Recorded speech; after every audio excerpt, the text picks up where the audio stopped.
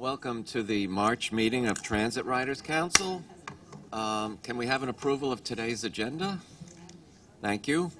Thank you. Any changes or amendments to the minutes that you... Bert, use your mic, please, Bert. Folks, we need quiet. The last minutes that we received showed a combination of 7 members and 1... People using microphones? Doesn't sound like it. 1 absent. We have 10 members. I don't know what the count is. So it showed. It shows 7 present and 1 absent. Someone's got to do the math. Maybe that accounts for whoever might have been excused. So we'll find out and get back to you. We may have lost a line somewhere. Well, we can't figure out who 10 members are right now. So. Yeah, we may have lost a line somewhere. We'll check it out. Sound is not good. Marisol. Yeah, go ahead, Marisol. Yeah, we know you're on.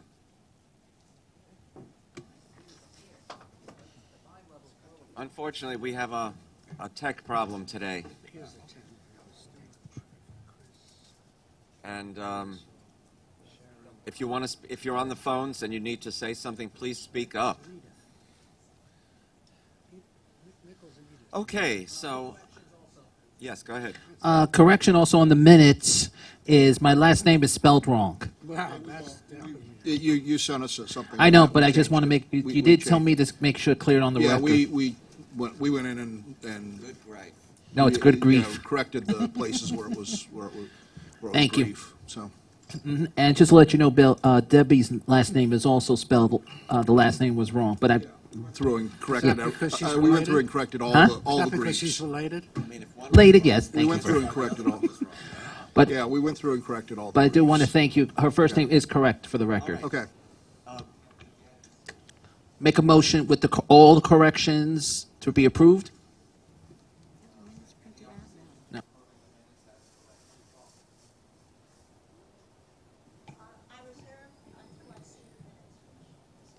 You don't have to vote if you don't feel comfortable. You always have the right. You always have the right to correct minutes. All right, seeing no opposition, we'll move to the chair's report. Welcome to a too wintry meeting of the Transit Riders Council, although you wouldn't know it, it's spring. We've just endured our 4th nor'easter in 3 weeks, and it's well past time to transition to more seasonable weather. I hope no one had trouble getting here today, and thank you for all who are participating. Wrote that before the room change, by the way. Yes. Drew, For the room can you go change. closer to the mic, because when you speak louder, Stuart can't hear you. I see Stuart is holding his hand to his ear. Remember that ad that used to say, if you're not within the sound of my voice, I'll talk louder? All right. I'm sure... Yeah, right. I'm sure that you've all heard of Monday's unfortunate death of a transit worker, St. Clair Zare Stevens Richards, who fell with fatal injuries at the 125th and Lexington Avenue station as he worked cleaning refuse from the tracks. New York City Transit has launched an investigation of the incident and has ordered the replacement to all railings similar to the one that broke, which allowed Mr. Stevens Richards to fall. This death is a sobering reminder of the hazards faced by those who make our transit system run. Our deepest sympathies go out to Mr. Stevens Richards' family and those close to him. On March 1st, Ellen and Sheila attended the Accessoride Paratransit Mobile App Forum, where MTA leadership and a diverse array of users were present to discuss and improve current pain points? Yeah, That's an odd expression. Pain I guess points? that's what was used in the. Pain I points. guess that was the. What is this, terminology. arthritis, or what are we talking about here?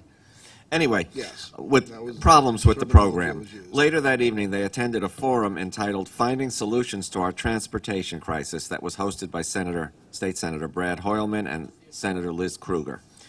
I was going to get to that, Chris, if you'd just let me. Chris Greif also attended this session, which focused on transit service quality, increased traffic congestion, and the MTA's budget problems. That was no short discussion, was it? This forum discussed congestion pricing as a partial solution to poor bus performance and the MTA's persistent funding issues. Unfortunately, there seems to be less discussion on congestion pricing in New York State's current legislative session.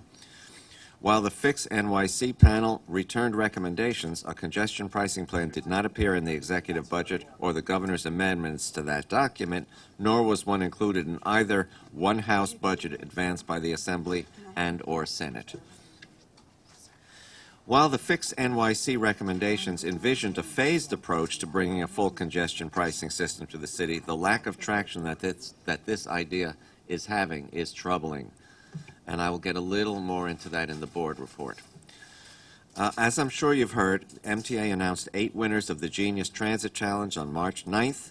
The innovations include use of new wireless technology for signaling and onboard sensor and camera technology for train positioning, a new design for subway cars, software to better know when repairs and maintenance are needed, and a system of increasing the lengths of trains by platforming selected cars only in stations, and a robotic system for the installation of communication technology. While the MTA has said they will thoroughly vet and rapidly develop the ideas in the proposals, there is no commitment that these ideas will be placed in service or information on how quickly any of them will be implemented. And I think the idea of having longer trains and some cars not platforming at stations is a non-starter. I'm just thinking that. I'm reminded of how that works on Amtrak trains when trains have to make repeated stops at stations, and commuter trains where they say the following: so many cars will not platform. And, you know, with our new subway cars, you can't walk between platforms. You will be prohibited until you get the open gangway car. So that would not be really feasible. Earlier this month, the details of a redesigned Staten Island Express bus network were announced. New York City Transit is holding a series of open houses this month to explain the new routes and discuss them with riders. 2 of the 3 open houses have taken place, and Chris Greif attended the first of these, where New York City Transit President Byford introduced the new routes to those attending. You didn't go to any of those? I was out of town. Oh, you're out of town, okay. I'm going to one tonight if it's still happening. Yeah. Assuming it is not postponed, the last of these is taking place this evening, and Bill is planning to attend, as you just heard. As with any changes, there are some riders who are unhappy the system is not being left alone. We saw the reasons for the changes at a presentation made to the Transit Riders Council by New York City Transit, and it's clear that the changes will increase the efficiency of express bus travel between Staten Island and Manhattan. New York City Transit has launched a new bus performance dashboard that brings performance metrics similar to those developed for the subway system to surface transportation. PCAC staff had the opportunity to see this tool in advance of its launch and to offer comments on the dashboard and new indicators. The data on the dashboard are derived from farebox, GPS, and existing operational information, and the new functionality allows interested persons, and I emphasize persons, to look at bus performance by borough, limited, local, SBS, and time period. Of particular interest, the dashboard allows users to easily track average bus speeds across different routes and time periods, allowing them to view the impact of congestion on the efficiency of bus travel. It also, similar to the subway dashboard, has excess travel time in there, and there's just a host of really good things in this. This is well overdue. And I think it's going to be really well used by the public. Among the information made available by the dashboard are metrics that reflect the extra time spent waiting for a bus, the extra time spent on the bus, as well as the probability that a rider will be able to complete the trip according to schedule, or schedule, as Andy Byford might say. The dashboard is definitely a work in progress, and as there is more experience with this tool, we expect enhancements that will allow riders to look at information that applies directly to the journeys that they take. Regardless, this is a real advance for riders and other stakeholders, and management in other words, and can help bring the issues facing bus travel into focus. The bus dashboard joins the subway performance dashboard and the paratransit dashboard in providing improved information to stakeholders. We look forward to working with New York City Transit to make these tools even more useful. As we said, it's a work in progress. Also, as difficult as it is to believe, with snow on the ground, it will soon be time to begin planning our annual August field trip. I'm not on that. I'm almost done. I have one more sentence. If members have any thoughts on what they would like to see this year, please please touch base with Bill or myself. Trudy, what would you like? On buses. There you go. That's okay. You got to get close. Can you hear me now? That's good. I mean, people can usually hear me without the microphone, but I'll talk softly. First of all, in the minutes, since I reserved the right, and it has to do with buses, my comment was buses stopping at bus stop. It was buses not stopping at correct bus stops, and it makes all the difference in the world. Now, you just talked about the dashboard and metrics and all of those fancy terms. I have asked again, did we do anything about setting up a meeting with Darrell Irick? We are doing. Because it We says are in the action process. item, so have we invited him? We are talking to him about possible dates, and as soon as we have some that will. Well, while it's taking as almost long as that as you wait for a bus, because it Hopefully has not. gotten worse since the meeting and I'll talk about that in old business again. But I am asking that there be a meeting set up as soon as We know. possible. We're in the Because people are process. literally rioting in the streets, and that's on the fashionable Upper East Side as well as on your west side, and you know what's going on there Riots are also. typical on our side of town. You usually have riots. We don't have that many riots, but we are now having them. And they're rioting against me because those who know me and those who don't know me point out and say, she's with the MTA, tell her the problem. There was a horrible incident at 86th and 2nd, which I will go into in old business. Yes. But I am just saying, but Ellen, this did you want to is- add something to But Richard? this No? is Okay. incorrect, so I am amending the correction to the minutes, because it should say under old business, buses not stopping at correct bus stops. And that makes all the difference, because I spoke about the Okay, SBS and we'll the fix it. M15. We'll Yeah, I fix it. know, but Easy, just as soon as you said it, it's in the process of being fixed. Chris? As I was there at the Staten Island, the first one, Andrew, I did give out our members these cards that this is Andrew Byford's idea on this. And I have to say they were like really nice. So I grabbed, because a lot of people, first, when they got to the first one, first they were starting to yell at the MTA employees, which I look at them like, you just got here, look at each board place first, and then ask the questions. You know, you can take this card, which Yeah. is entitled "We're Speeding Up Staten Island" in a couple of different ways. You Yes, can- yeah. and I could tell you this. Also, just to let you know, the borough president, Staten Island, was there as well. And there were, I heard that Nicole went to the second one because she couldn't make it that day. But the thing was, the way Andrew Byford explained to the customers, all of a sudden it was like everyone was happy with him. And then, he's explaining, well, if you don't like a certain part of the route or stop you need to add, or you're concerned, say something and put it in a note card, which they did, and all of a sudden they left with a happy smile. So in these open houses, Yes, did sir. they have comment cards that Yes, they people do. could? Okay, that's They had a something they round do all the time table. now. Let me make it clear. They had a round table. They had a round table with chairs and pens. The only thing I have to blame with the hospital a little bit, they were supposed to have a guard in the morning, and no, I'm sorry, but before 6 o'clock, they didn't have a guard or direct us which way to go, and they were trying to accuse MTA, and I looked at them like, no, to the guard. I said, no, you asked us not to put signs up. It is supposed to be your responsibility. This is Staten Island University Hospital. Andrew? I'm listening. No, I just want to make sure you let you know. And I didn't like the way that the hospital, whoever's in charge of the guards, need to show that there's a special open house going on. You didn't want us to put signs up a certain way. Did you express your opinions? I did, and they agreed with me, and I did. And the head guard, I'm going to call him lieutenant, whatever you want to call him, he did apologize. But I just want to make it clear that the MTA, I know MTA very well, always put signs up, and Debbie knows I'll be saying that every time. They always put up signs, even humongous signs I could see 3 blocks away. So I just want to make you guys clear. The first one, open house, was really, really good. It was also interesting is I get off the bus, and Bradley knows this because he sends me the next day, gobble at me, 4 humongous turkeys. 4 humongous turkeys, and I'm saying, what is this? Thanksgiving's a little late or a little early. And we did have one of them getting on the bus, and then somebody says, you didn't pay your Metro card. He turns around and goes back. How do And we it's- get into this discussion?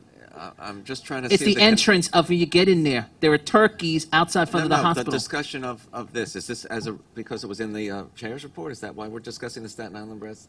I'm just trying I to. can only assume. Okay. But the bottom line is as Bill goes tonight, if Deborah, there's still a meeting tonight? Yes. Thank you. So as you know, the last one is this, but I have been passing to other agencies that represent Staten Island with people with disabilities to please attend these, and the seniors as well. But as I said to them before, if you cannot attend, there is on the website, put your comment on and explain what you need. And I did put in, make sure these drivers have the accessibility piece in there. Okay. Let's move along. And that's what. Okay. In the board report, the bus dashboard we've already talked on. There are 4 working groups that are busy at work on the board. One is the construction costs working group, which is chaired by Scott Reckler, that is looking into why things apparently end up costing so much in New York versus other places. And they have had a few meetings of that, and they will be continuing to report to us. There is one on procurements that Chuck Merdler is working on. The idea being to streamline the procurement process, make it easier for more people, more organizations and/or companies to bid on items, thus driving down the costs. They have met a couple of times.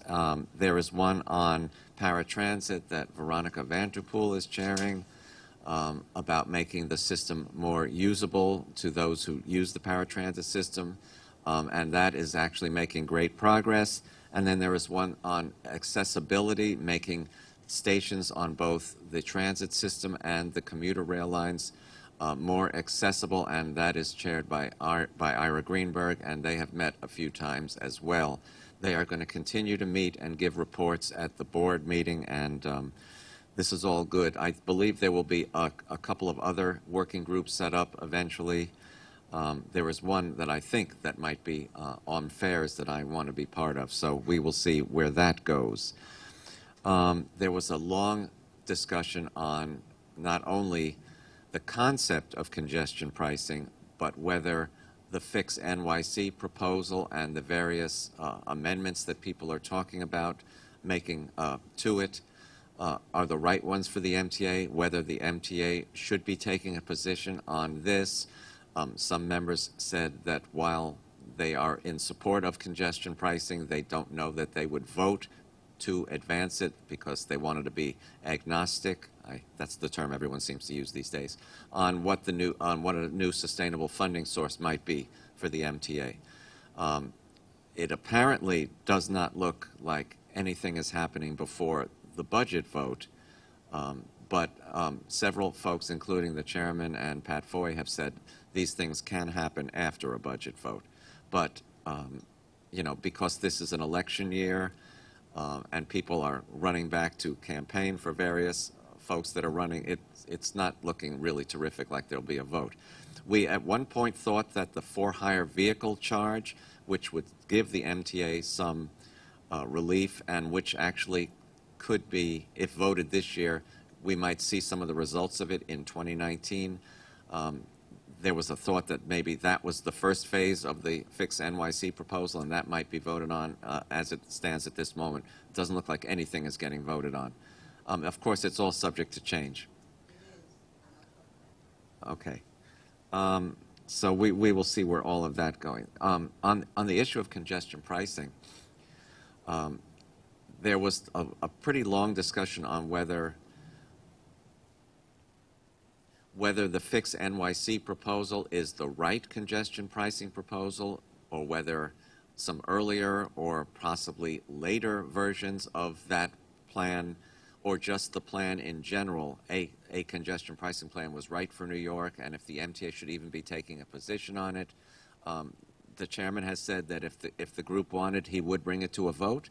But yesterday when I asked, are we in a position to even bring this to a vote yet, it appeared that nobody wanted to do so as of yesterday. So it wasn't a very eventful meeting other than those issues, whether it was because of the storm that was looming and everybody wanted to make sure they could get home, whether a lot of staff had to go out and attend to the various things that the storm meant they had to attend to. I did notice that Darrell left really early yesterday because the buses, he actually did say that he was looking into a possible four-wheel drive version of an Arctic, which could get through all the weather. As you know, when it's weather like yesterday, they pull all the Arctics off the road and substitute single-length buses for them. So that was kind of interesting. I will say that IRA's accessibility group is really being helped by Andy Byford's real interest in the subject. I think I might have mentioned this last month, but if I didn't, it bears repeating. President Byford is looking into what it will cost to make every station accessible, not if it's feasible, but what it would cost. And he is also looking into new, smaller elevators, which might fit into places that previously were not able to accommodate an elevator, which would be really exciting if that could happen. So he really has accessibility, full accessibility on his radar screen, and that's pretty obvious by a lot of the comments he makes. So everybody is pretty excited about that, and I think IRA's accessibility group is very bolstered by President Byford's involvement in what they're doing. So we will keep you posted on further developments on these working groups. I'll probably attend some of them just to see how everything is going. And that's pretty much it for the board report. It was a fairly uneventful meeting because I think everybody wanted to get out and get home. So let's go to old business. Do you want to give it now or under new business, Trudy? Okay, then that's fine. Trudy has a report on an event she attended that's very interesting. So please go ahead. Did you distribute anything? No, I'm Oh, going to now. okay. Ellen is going to pass it around on one side, and I'm passing it around on this. Oh, well, just to Chris. No, I guess, I'll tell you what, I'll give this to you later, and let me, Ellen, take this one over there, too. Oh, I showed it to him, so here, this way, and we'll make copies of this also. Thank you. I was invited by Hunter College because I'm involved with the Roosevelt House at Hunter College. It's called the Public Policy Institute, and I've been doing a lot of work with them over the years. And last week, a week ago Monday, there was, you'll see it on what I'm passing around now, but Howard Glazer, who was assistant to both Governors Cuomo going back to 1982 for transportation, infrastructure. His whole bio is in there. But Howard is now teaching. He's the Theodore Keel Visiting Fellow in Transportation Policy. And those of you, I hope you all know who Ted Keel was and what he did. And this is carrying, his son was at this meeting also. But what it was bringing together the leaders of both the Port Authority and, excuse me? No, I'm just, they're having a conversation, I don't, okay.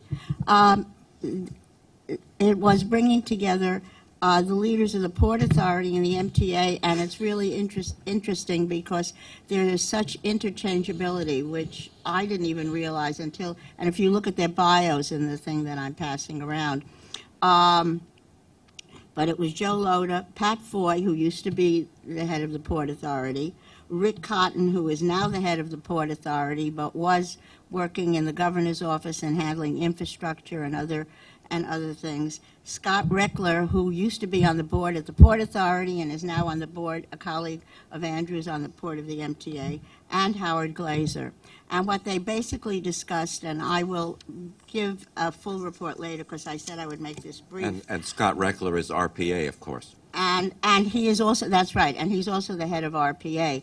So it's like everybody, they talked about the interconnectivity of the various transportation and infrastructure bodies that are concerned with this and how it has to be, and using as an indication the need for Gateway, which nobody thought was going to happen, but the two tunnels connecting New York and New Jersey, they are basically falling apart. They're both over 100 years old. And for those of you who didn't see it in the federal budget, and they were not optimistic about getting federal money for Gateway, but in the federal budget that Trump announced yesterday, he did put in money for Gateway, or a small amount of money for Gateway. So there is going to be a big push to make it happen from both New York and New Jersey and the Port Authority and what have you. Yeah. And keep in mind, it includes a new portal bridge. 2 weeks ago, it was stuck in the open position, and all train traffic was stopped. Exactly, Which but happens this frequently. is also to make it easier so that not everybody will be taking New Jersey Transit and Amtrak if you have a tunnel that actually functions. Then there was a big discussion about congestion pricing. And following that, I have had conversations with Howard Glazer, with other people in the governor's office, and I am not as pessimistic as Andrew is. There are a lot of wrinkles to be straightened out, but the idea is not to only do with the for-hire vehicles as a first test to see how that works. And if you'll notice that right now in the last week, since I had this meeting, I've been noticing that Uber all of a sudden has commercials against congestion pricing. I mean, and they are totally misleading. They are totally, they don't give the information.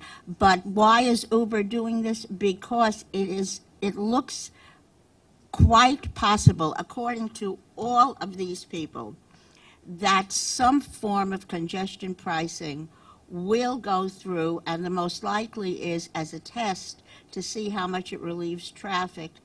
There will be exceptions, because the question came up about people who have no way of getting to doctor's appointments or hospitals or whatever, and Uber has already said, and what's the other one? Lyft, that they are going to pass the cost on. So they're trying to figure out some way that it is not passed on to people who would be most likely to use this. The thing is, the for-hire vehicle charge is important because yellow cabs are now contributing a portion of their right to the Exactly. MTA, and the for-hire vehicles are not. Whether that cures congestion, I don't believe so. It's just rights or wrong. It may, really. well, it will, and it will also mean more money coming in, because don't forget, congestion pricing, as they all brought up, is not only to clear congestion, but to all have a dedicated source of revenue. And they also pointed out why, because the question came up, why now when it didn't work, when Bloomberg brought it up, when in 2008, et cetera. And one of the things was, and Joe Lotus said this, and Howard Glazer, that technology has changed so much since 2008, that congestion pricing, and I think Sam Schwartz brought this up at our meeting also, that it is now easier to make sure that you don't pay a double or triple toll by going through a tunnel, there's a way of keeping track of all of this. So, and they used Easy Pass as an example of this. The other parts, the big parts of the discussion were then on design build, which everybody feels we must have.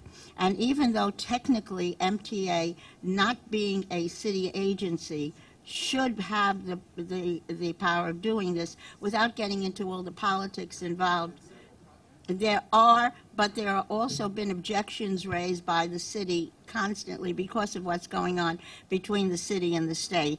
And so there is a big push on for design build. And the other big push is for value capture.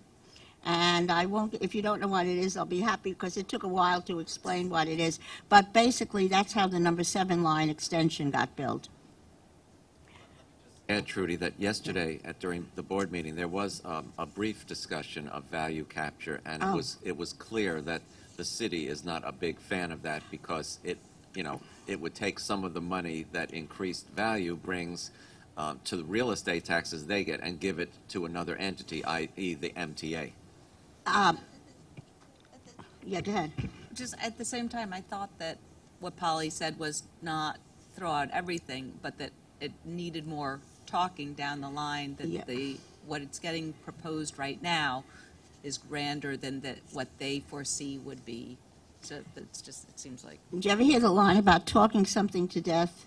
That is you don't have to, I'll say this on the record, this is what the city is doing with anything that is basically suggested by the state. I mean, it's the same thing that's happening with congestion pricing. It's the same thing that's happening with so many other things. But all 5 of the people who participated in this, as well as the invited audience, and it was by invitation only, were all in agreement. I mean, there was almost universal agreement about congestion pricing, about value capture, and this came from city people, some of whom said they were talking off the record, so I didn't even in my notes, say who it was. Some people have said value capture is the only way that the rest of the Second Avenue subway can be built. Absolutely, because there is right now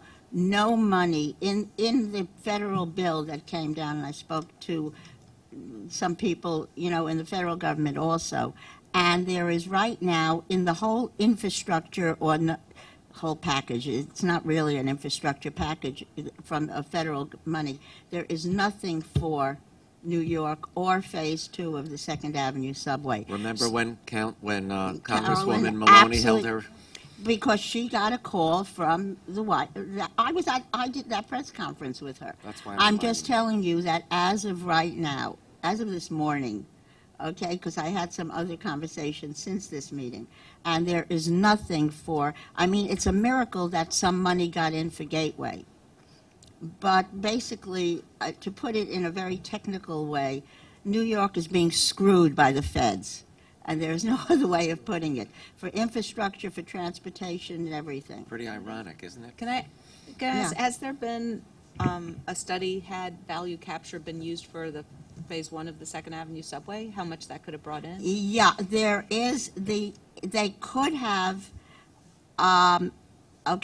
they could have used it. There have been some independent studies, and actually Pat Foy was the one who said that if they had used value capture, and he went back to when the Interborough Rapid Transit Company was started by August Belmont, because that was actually value capture when August Belmont did it, because he started, without going into too much history, but I love this, you all know that IRT stands for Interborough Rapid Transit Company, and it was started by a big developer named August Belmont, who also did Belmont Racetrack and some other stuff. He and his brother.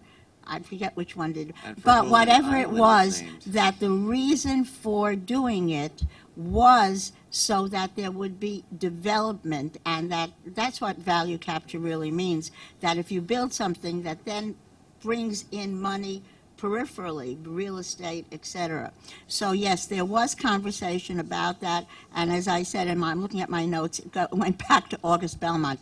But the fact of the matter is that you can't talk about what you should have done, but now probably one of the only ways to get Phase 2 moving at any period of time is through value capture. So that's it.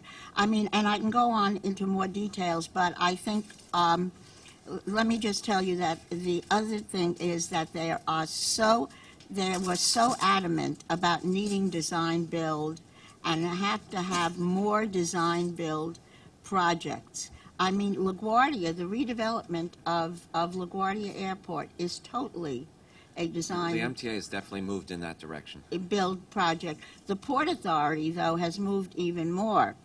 And the MTA, but what was really good about this whole meeting was the agreement among all of these people heading, and Scott Reckler, who is both MTA but also RPA, that there was agreement on most of these very important points and how to get more money, which is the bottom line of all of this. Great. So, and if any of you have questions, and I will, when I have the time, I will write up a full report, but I am going to be doing some work with Howard Glazer, and I will be being a guest lecturer at one of his courses, because what was the best thing is that there were a lot of students from Hunter at this, from Howard Glazer's course.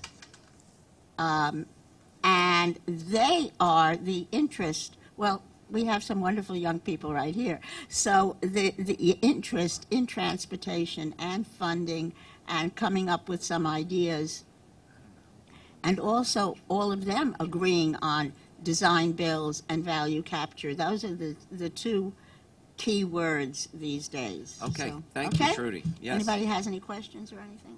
Okay.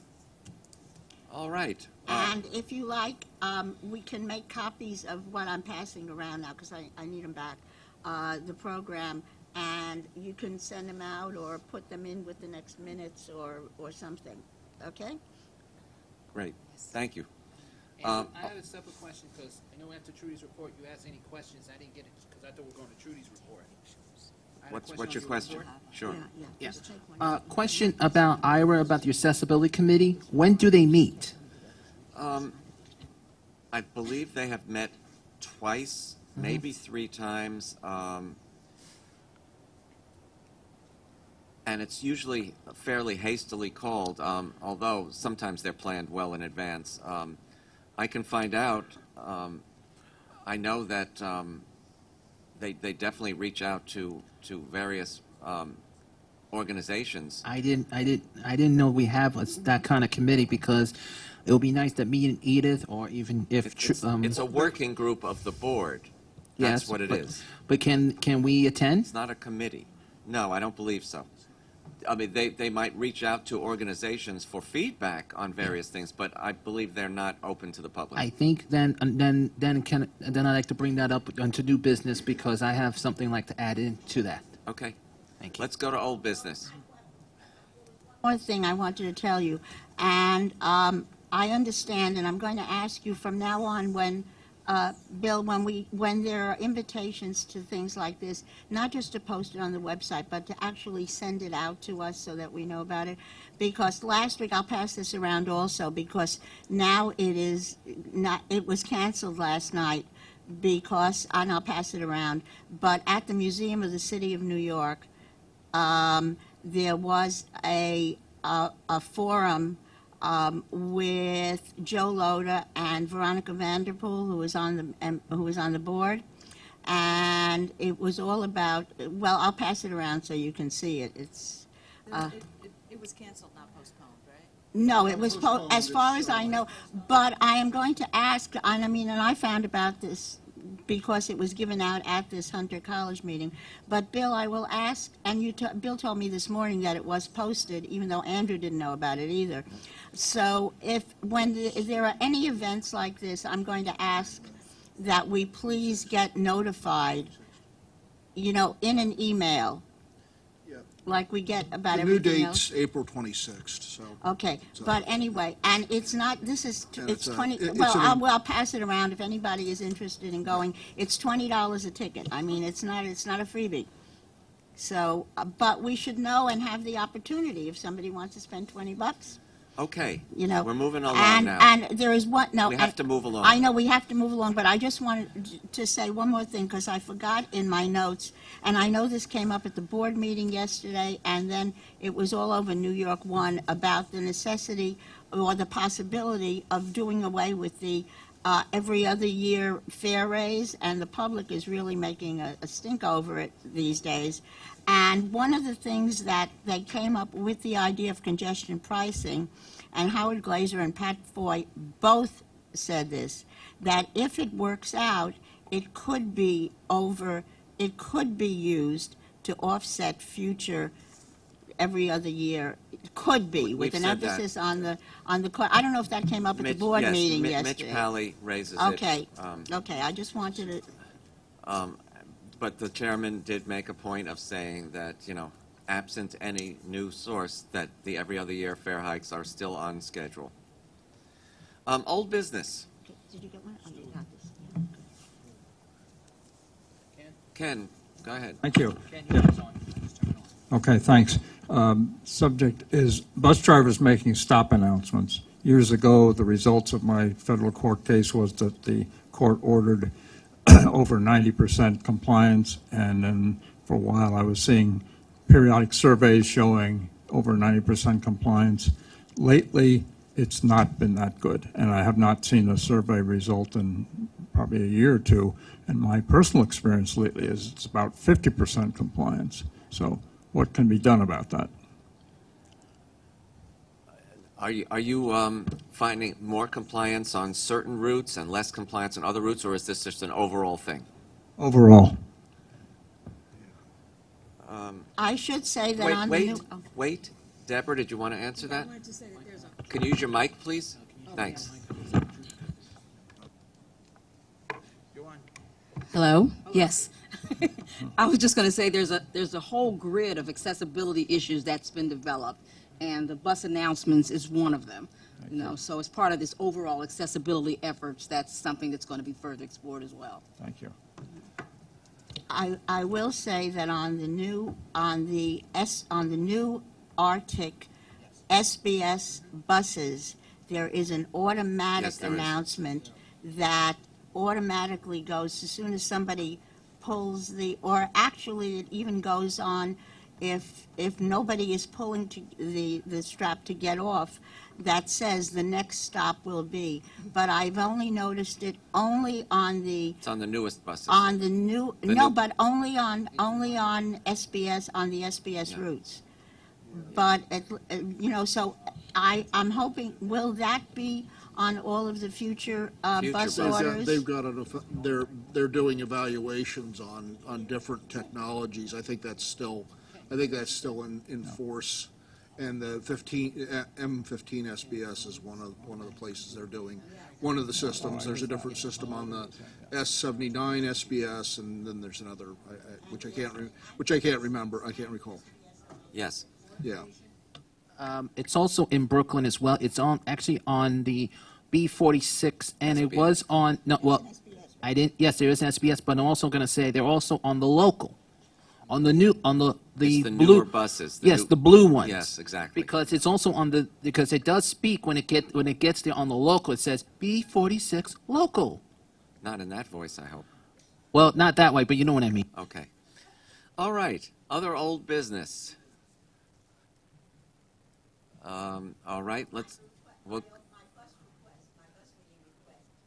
My bus reading request, I You did guess, that goes already. under all business, but just so that it's under It's on the- it's on the agenda. everything, Yes. okay. new business, Chris.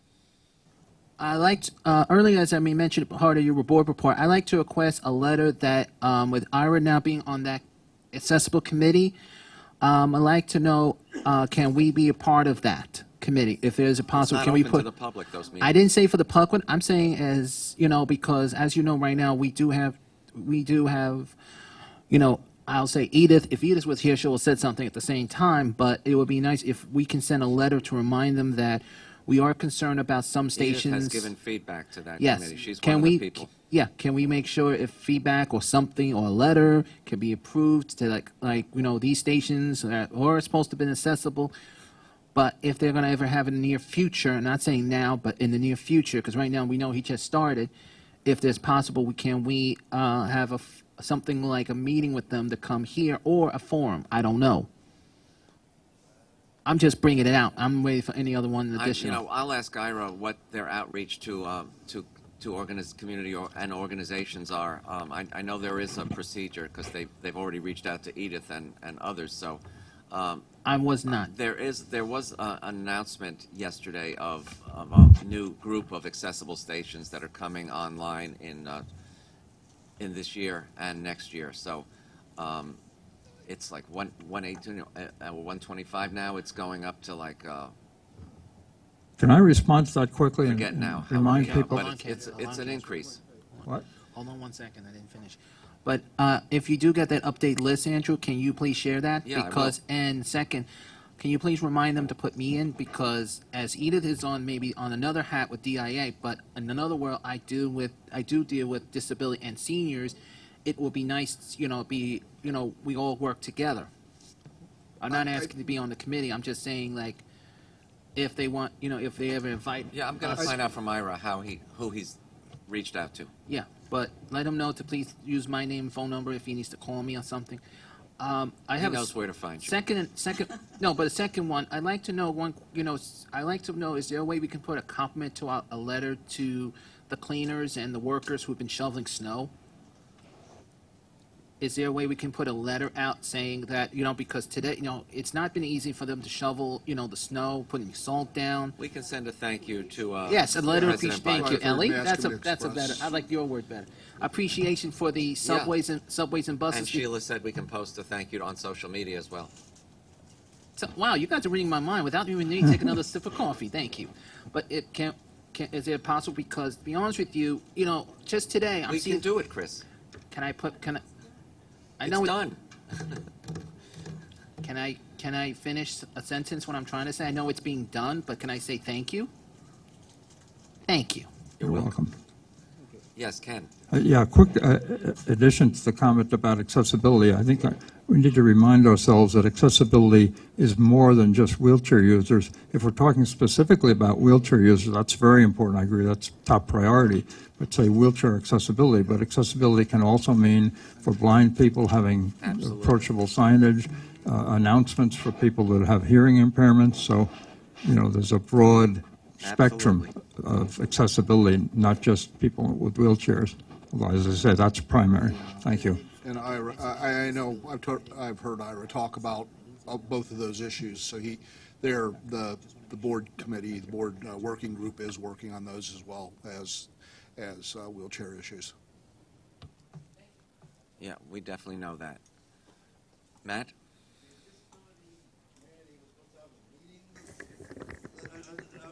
Past Monday on accessible taxis. It was postponed until April 16th.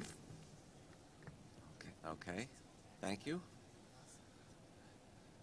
Because of the storm, in other words? Yeah. I think he's talking about something that is not into MTA. That was something. It's a little different. I don't, because we didn't know who was going to come Oh, until okay. the last minute. Okay. They're just going to have to self-introduce. Are we supposed to have a discussion on congestion pricing today? I saw that on the agenda. I don't know I why. think We've already taken we a already position. covered it. Yeah. We've already Okay, but I saw it pretty on much the. covered it. There's nothing. No. Yeah, we just mentioned there was something on congestion pricing in old business, but we basically covered We it. There have. haven't been any further developments really to speak of. We have sent legislators our resolution from PCAC calling on them to pass a congestion pricing. But that's where it stands right now. I don't know if anybody else needs it, but I needed to send to a number of people the letter that went out.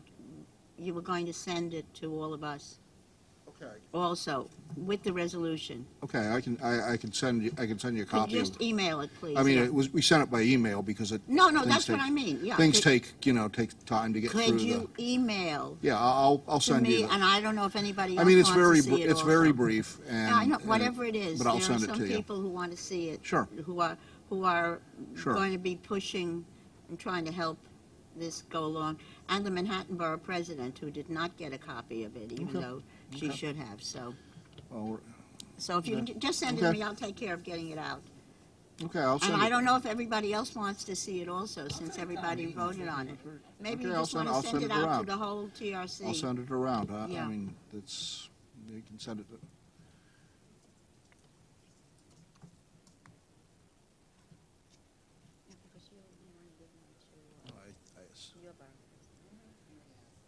He did? How did he get it? Oh, okay. Well, I didn't get it. And since this has been my baby, our chair is,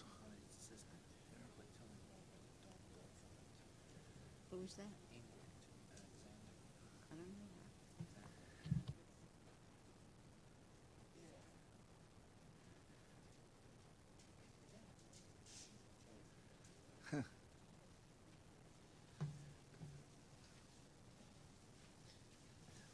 Okay, so everybody knows that there is a huge amount of planning going into the 2019 shutdown of the NYCTRC tube to allow repairs from Superstorm Sandy or Hurricane Sandy, however you want to refer to it.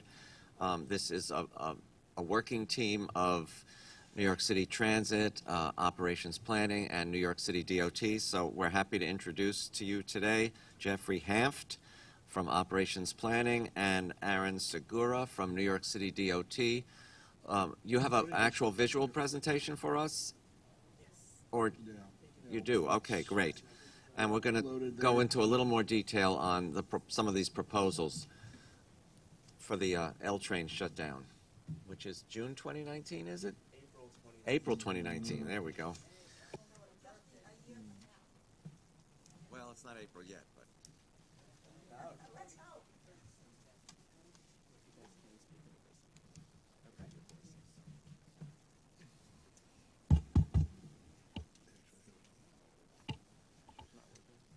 no, we not. Okay, we'll get a new one. All right, hi everyone. My name is Jeffrey Hanft. I work in operations planning, rail network planning. Closer still? Okay. Jeffrey Hanft, I work in operations planning, rail network planning. We're the group responsible for defining subway service levels and planning for major service disruptions like the L train tunnel closure. I'll let You each have a mic, so Yeah, so you can put it closer to you.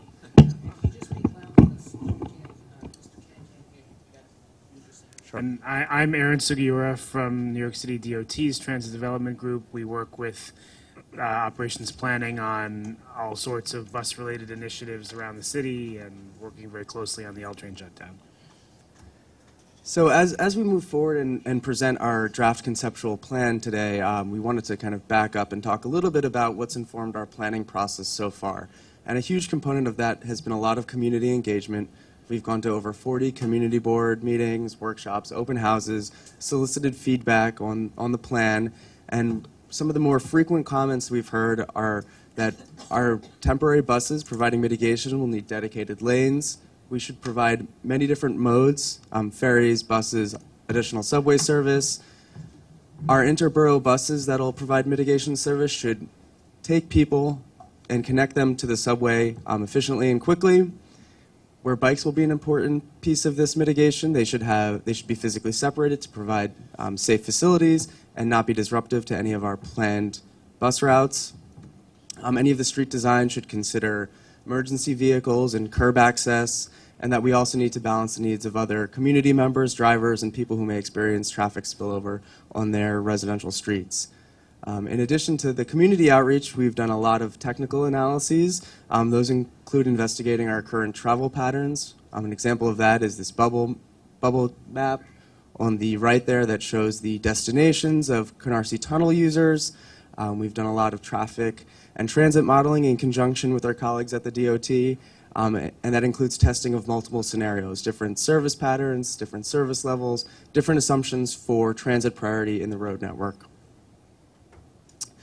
And as mentioned, this project is being undertaken because of Sandy damage. The tube was flooded with salt water, leading to corrosion in circuit breakers, corrosion of the cabling, damage to the duct bank.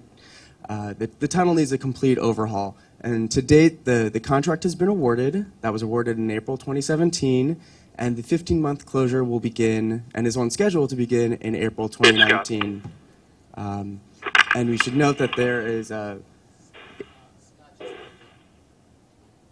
bonus in the contract for early completion, as well as financial penalties for late completion of the reconstruction. On the Manhattan side, on the street level, you can see today ongoing work, the relocation of Con Edison ducts and power cables. So you'll see the installation on the support of excavation along Avenue A and Avenue B. Also, at Bedford Avenue in Brooklyn, you'll see similar type construction. So that's going to be ongoing through 2020. Once the 15-month closure starts in April 2019, this will be the L service plan. The L will continue to operate between Bedford Avenue and Rockaway Parkway. So the full extent of the L in Brooklyn will remain intact, but there'll be no L service between 8th Avenue and Bedford Avenue. So no service under the river and no service within Manhattan. And that's quite a big challenge for the agency because there's a lot of tunnel users. 225,000 L riders use the Canarsie Tube under the East River. To put that in perspective, during the AM rush hour period, as many people enter the Manhattan Central Business District with the L train tunnel as do through vehicles on all 6 East River bridges and tunnels combined. So it's bringing a lot of people into Manhattan.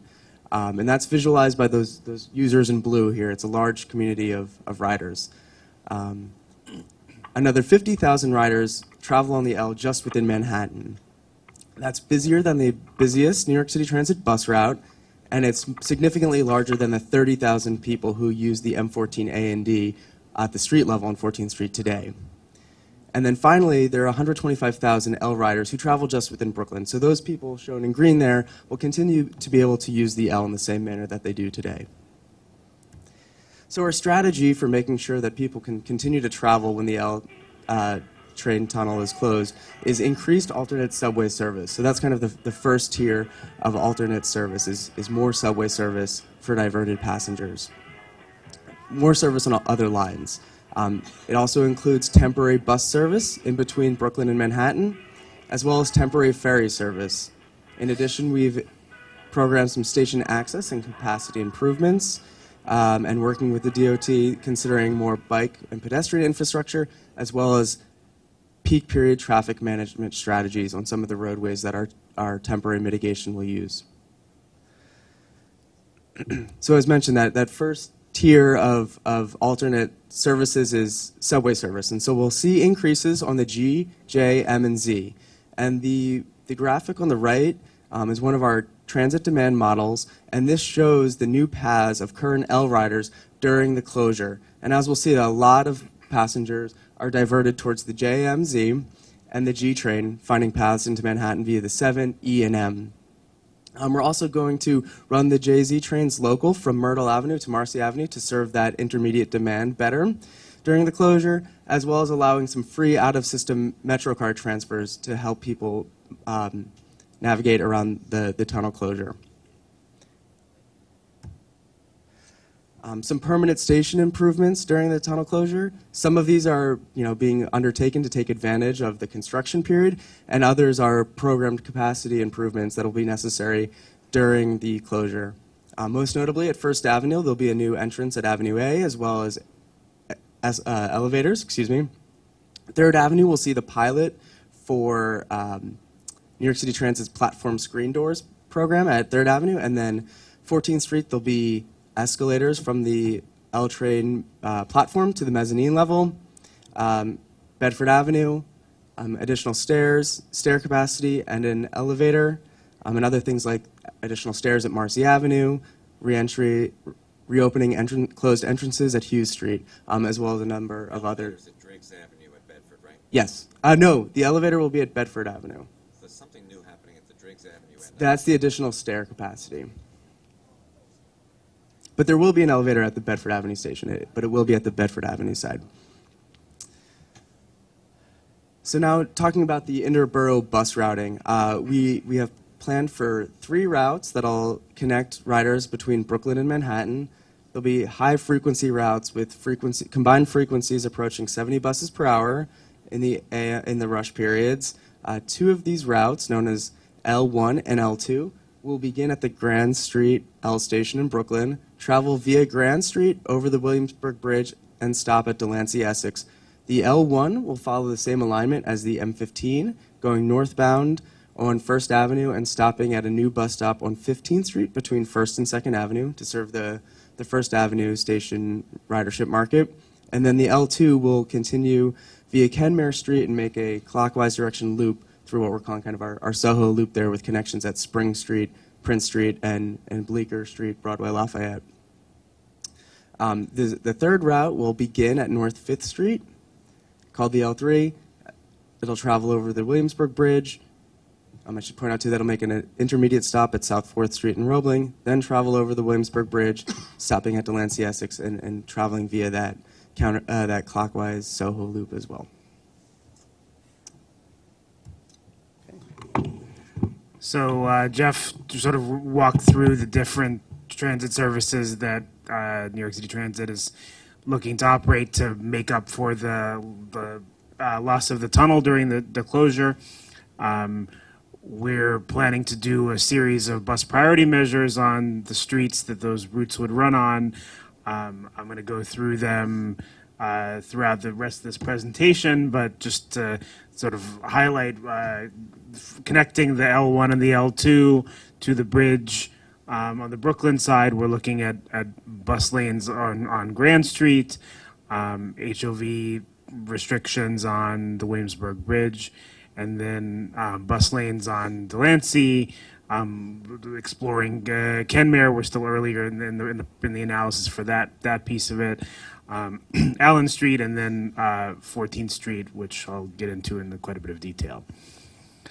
Likewise, we're trying to make sure that there's a robust set of bike connections across the bridge and within the affected L train corridor. Some of these are existing facilities, others are going to be upgraded during the shutdown.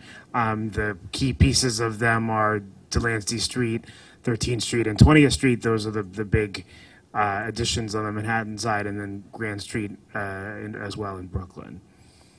So, Just yep.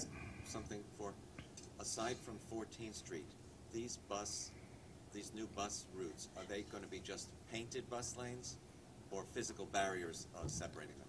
So they will be painted bus lanes, camera enforced, like on our other SBS routes. There may be limited cases where there's benefit for doing physical separation, but it's usually a challenging thing in terms of maintaining some degree of access to the curb in an area that's been physically blocked off.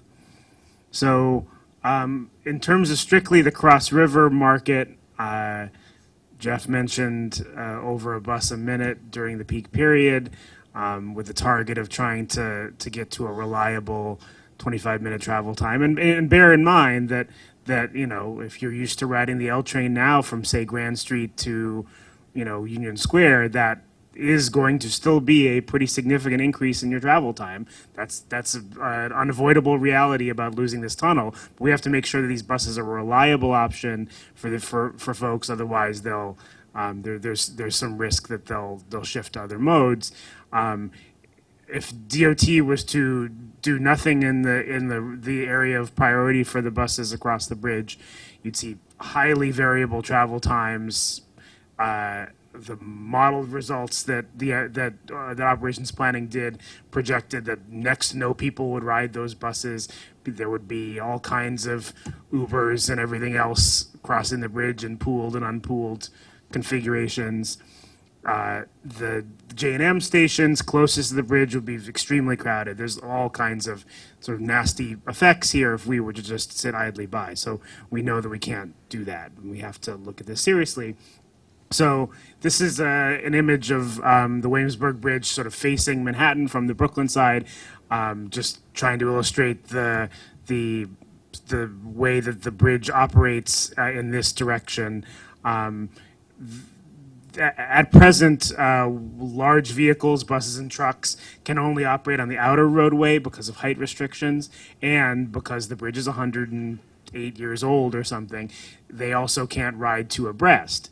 So when there's a bus or when there's a truck, they're generally taking the middle of the outer roadway and making it only a single lane for while they're on it. So that is sort of a structural limitation of what the bridge can do for us now. You know, if we were to look to just turning the outer deck of the bridge into a bus lane, that would shift all the trucks, or that trucks would have to be in that lane, or they'd have to be banned from the bridge altogether. That's one policy choice, and all the traffic from the outer deck of the bridge would have to be shifted to the inner deck, and that volume of traffic would be so great as to back the bridge up far beyond when the outer and inner roadway split. So we have to resort to a more aggressive approach here than strictly a bus lane on the bridge, which is why we're looking at HOV3 restrictions on the bridge.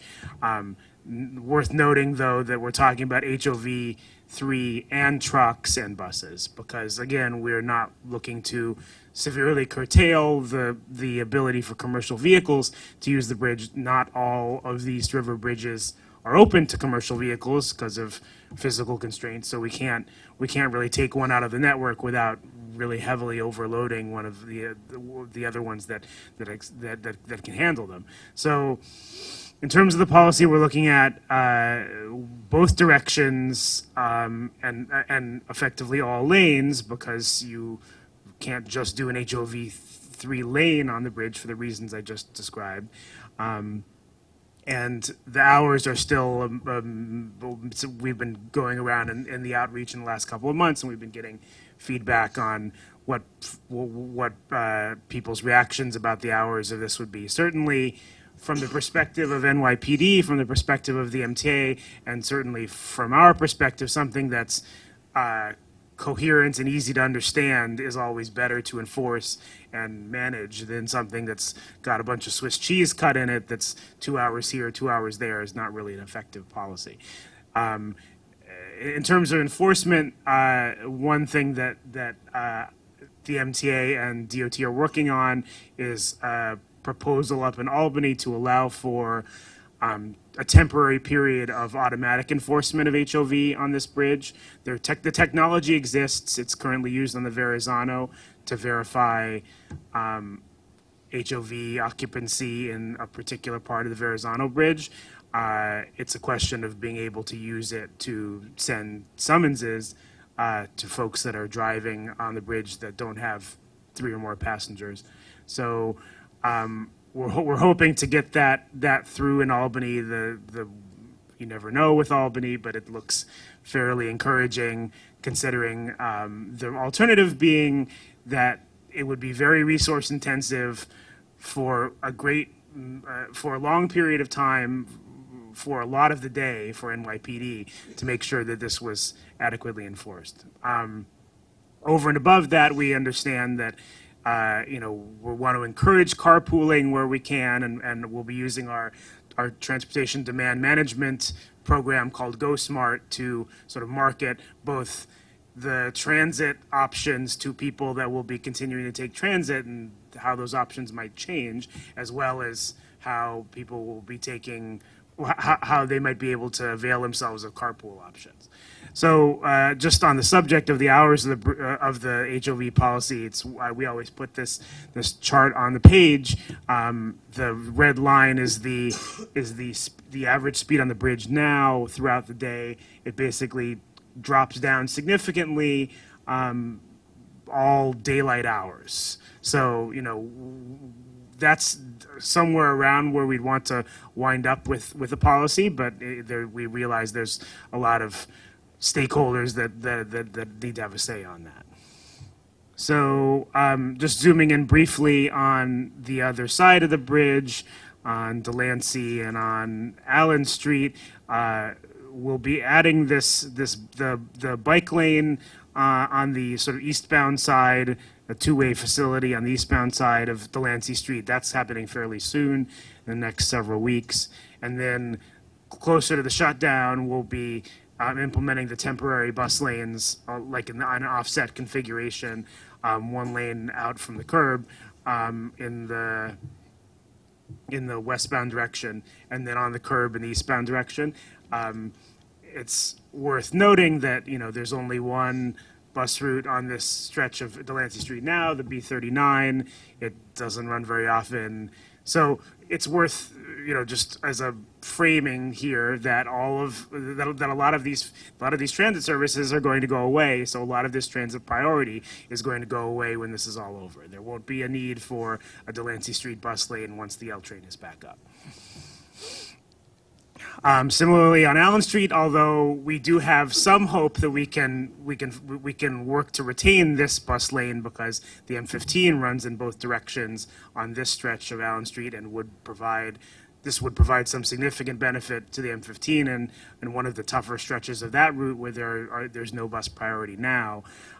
This is an area where the latter part of the loop that the L train buses will be running can be served by an Allen Street bus lane. Will that be the regular M15 or the M15 SBS? All buses on Allen Street will be able to use the bus lane, so that's both buses. But it'll stop at every stop? There's no changes to the M15. I'm just saying that they can take advantage of the bus lane. So sort of turning to 14th Street, there's a lot of different considerations to balance here. You have the need that Jeff described. There's tremendous 50,000 riders traveling just locally along 14th Street underground. Some large percentage of them will be above ground. Some of them will be walking. Some of them will be on a bus. Some of them will be biking. There's lots of different things they'll be doing.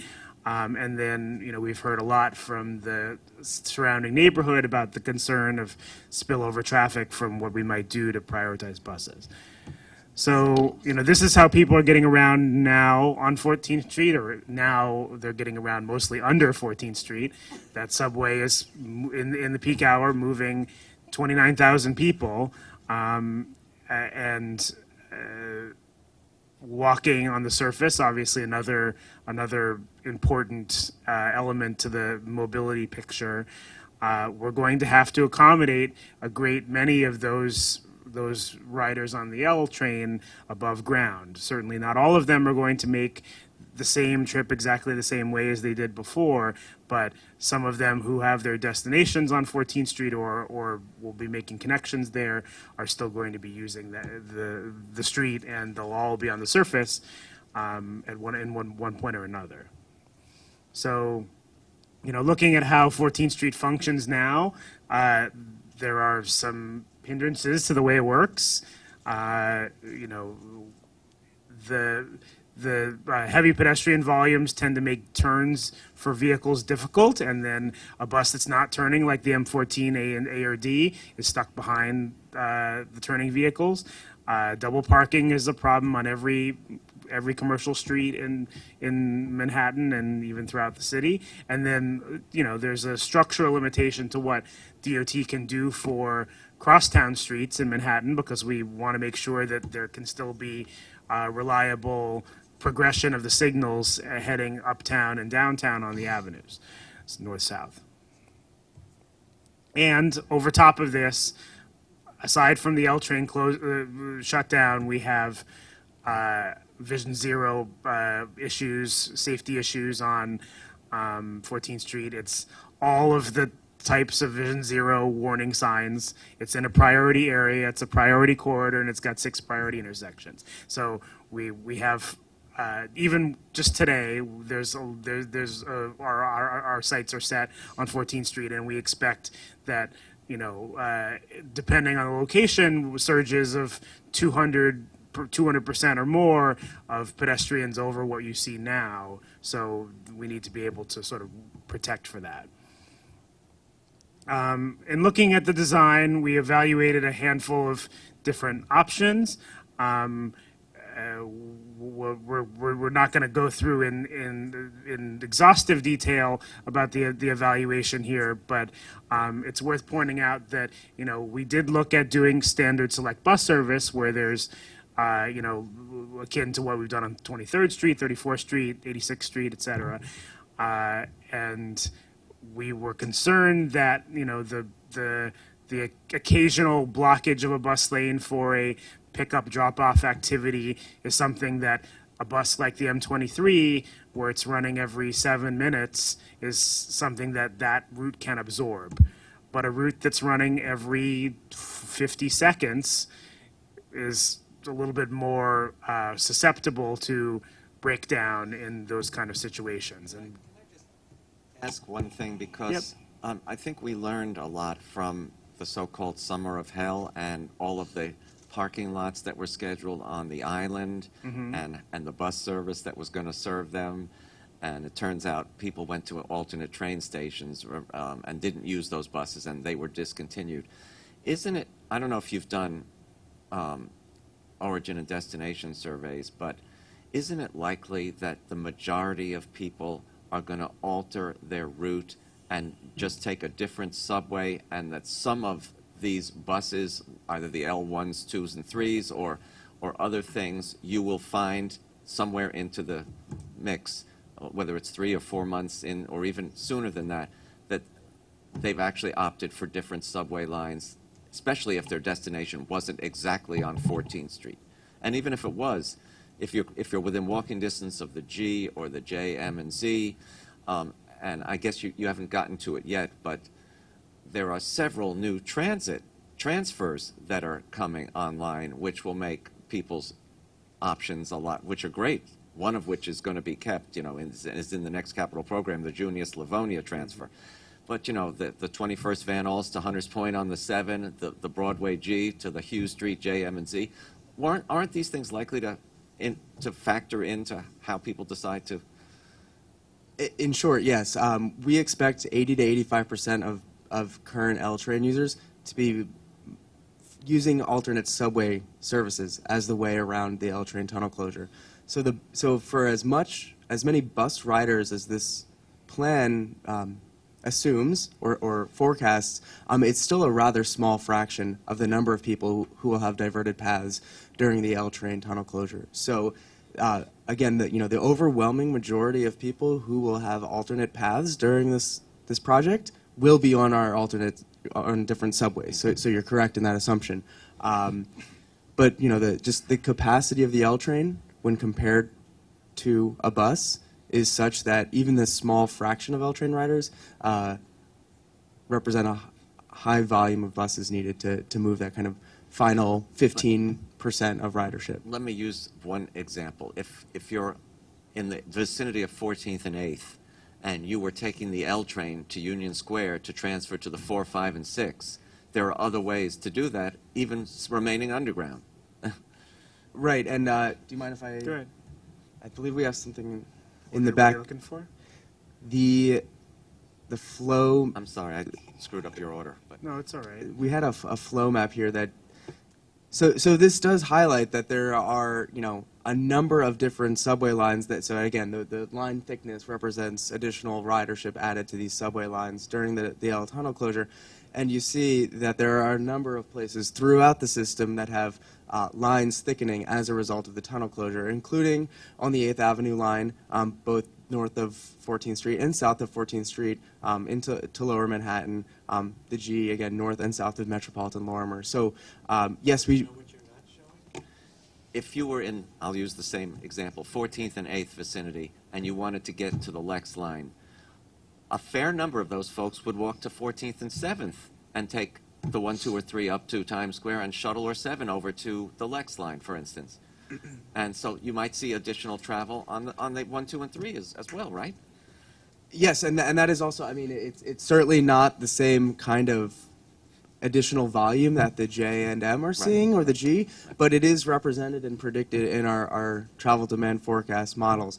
I know the quote-unquote Summer of Hell experience was slightly different than we're anticipating for this, but I think really the expectation is that we are not going to see an excess capacity delivered in our bus network. We're at operations planning in tandem with our colleagues at Department of Buses are intending on adding 200 extra vehicles to the fleet specifically for this process, and we, in operations planning, intend to use all of them, and are, kind of balancing. Certainly weigh what is happening on a weekly basis, I would assume, if not a daily basis, to see what's needed, what could be shifted. Right, and again, of that 200 buses I've quoted, what's not really been discussed here too is there's a lot of opportunities to navigate towards other parts of the subway network via the existing Brooklyn bus network. And so we also are evaluating where service ads will be likely helpful to people who, instead of boarding somewhere in the eastern part of the NYCTRC catchment area, is taking a bus towards, for instance, Brooklyn College and taking a subway for the rest of their journey. And on this map that you have, which shows where riders are likely to go, to emigrate, for want of a better word, I'm a little surprised you don't have this thicker, because if you're going to Lower Manhattan, taking that to Hoyt-Schermerhorn and changing for the AFC is an easy route. Right. Well, and so part of that is there's a bit of a downtown, or rather, I should say, kind of a midtown bias towards the L. If you're in the shared L and J catchment area, the J is likely a good option for you to get into Lower Manhattan now. So what actually is represented here by these kinds of red boxes showing where current L tunnel riders go, we actually see that a lot of those riders are ending up on 14th Street or north of 14th Street. Again, other transit options being viable for them downtown already. So can you go back one slide again to that? This one? Yes. Okay, so you're showing a sizable contingent going to Court Square and shifting to get to Midtown. Yes, I mean, Court Square will be a major component of mitigation, and certainly our station planners are looking heavily at station congestion, what can be done there to kind of minimize the pain of some of these pinch points in the network.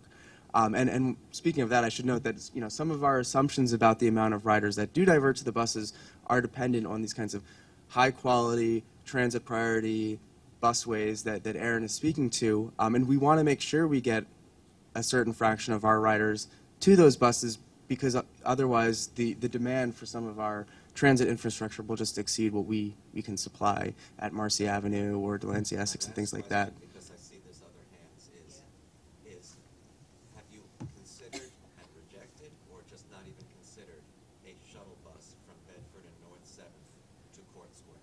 So that's something that in discussions with the community at some of these workshops I mentioned, we've heard. Conversely, some of the things I've heard too from people is that, well, why would I want to take the L to a bus to get on the ferry to then get on a bus? And we do believe that it is not a time competitive option to take a ferry for a lot of our riders. That for the ferry really benefits the people who are within walking proximity of the North 5th Williamsburg side terminal, and that for most other riders, a more time competitive option is either the L1 or L2 or L3 or other subway paths. Coupled with that. Going to Midtown from the Bedford Avenue vicinity, Mm-hmm. having a shuttle bus from there to Court Square, where you then have a choice of 3 or 4 lines, could be a pretty quick thing. Right, and we do have the B32, B62 already, Thanks, Sheila. provides service between Williamsburg and Court Square. What's the frequency of the B32?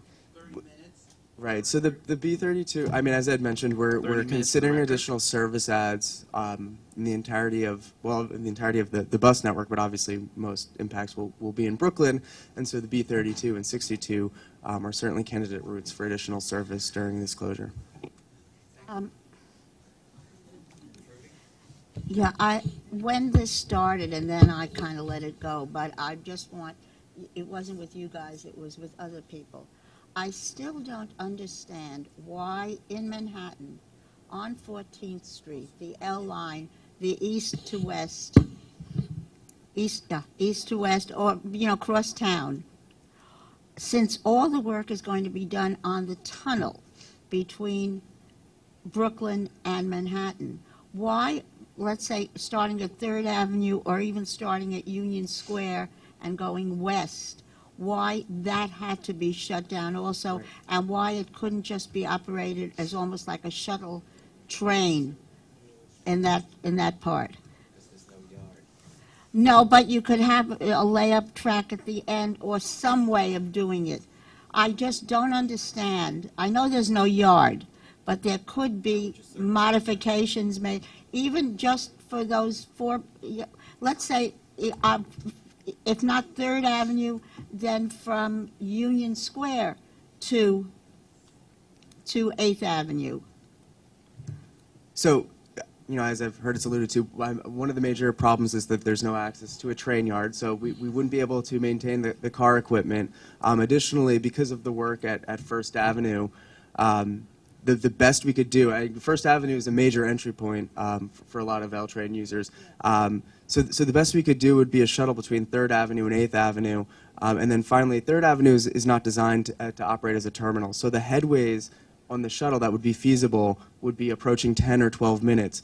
We really don't think it makes a lot of sense, given all of the difficulties outlined earlier, to also operate something on approximately a 10 or 12-minute headway when we have about a bus a minute operating at the street Plus the level. platform door pilot at 3rd Well, Avenue. and now that there is no service along, we're able to take advantage and But make some now improvements there. that was an add-on. But even when you think, even if it's every 10 or 12 minutes, the street congestion that is going to exist around Union Square, no matter what you do, because it exists now with the Park Avenue South traffic coming in, the turns, as you indicated, all the rest, I don't understand why that was totally ruled out, even from Union Square to 8th Avenue, not 3rd Avenue, where they're going to do the test and all the rest of the stuff. Maybe nobody has been able to give me a rational explanation about this. And this is, just so you know, it's not the first time I've asked this question.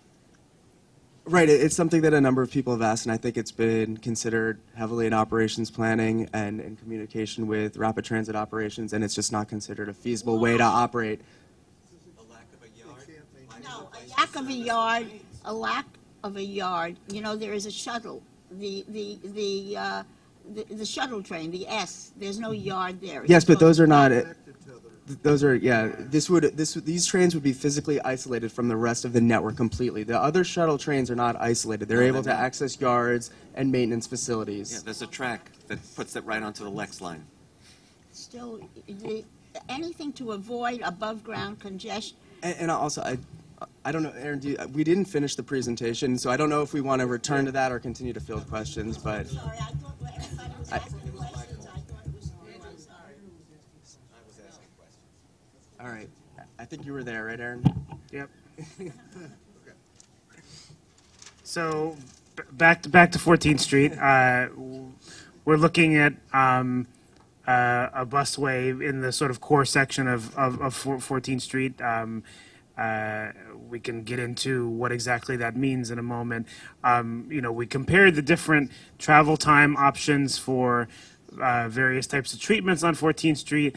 It was clear that strictly from a bus perspective, a busway of some length was important towards ensuring a feasible travel time. It's worth noting that a model doesn't really help to measure reliability, which is as important or more so than travel time in terms of these short trips that people would be making, connecting from one L train station to another, and that sort of the busway approach is how you can most ensure that reliability. So here's a map of what we're looking at: the stretch between 3rd Avenue and then either 8th or 9th Avenue in the direction of travel on the west side would be limited to basically buses and local access, emergency vehicles, etc. And then between 1st and 3rd on 14th, and then also the westbound block between 8th and 9th would have bus lanes, but with general traffic next to them, as you see elsewhere in the city. So there's also one bus stop change proposed. So it's worth noting here that the M14A and D are retained. They will operate as normal, their typical routes. The M14 SBS is overlaid on top of that. That means a whole lot more space for bus stops along the curb on 14th Street. The one place where we're looking at where we may need to make a bus stop change on the whole of all three of those routes is Union Square West here. There's a geometric constraint where we need to make the design work, and if there's a bus stop there, it's difficult to allow a passing lane for the buses headed in the other direction. So the design, I find this looking in cross section to be a little bit confusing. I think it's easier to look in the overhead view here. You can see, does this thing work? No, I don't think so. So the intention here is to both dramatically increase pedestrian space along 14th Street, along the lines of what we've done elsewhere in the city with what's shown in the photo on the upper right, as well as bus borders, which are sort of temporary bus bulbs that extend the curb out to meet the bus at bus stop locations. We've done one. The photos from Utica Avenue in Brooklyn will be expanding the use of that technology. Is basically like Lego pieces that we can install quickly and sort of nimbly on the street, so we can make those sorts of changes without going through all the complexity of, relocating catch basins and all the capital project type complications. And then